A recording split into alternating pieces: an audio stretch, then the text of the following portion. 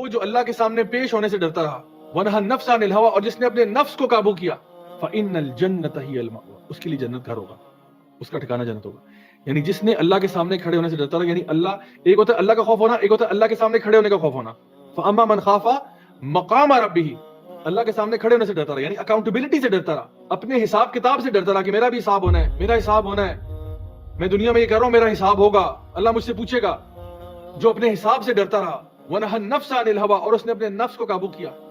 दिल तो बहुत चाह रहा था कि करूं, लेकिन क्या करूं, नहीं कर सकता।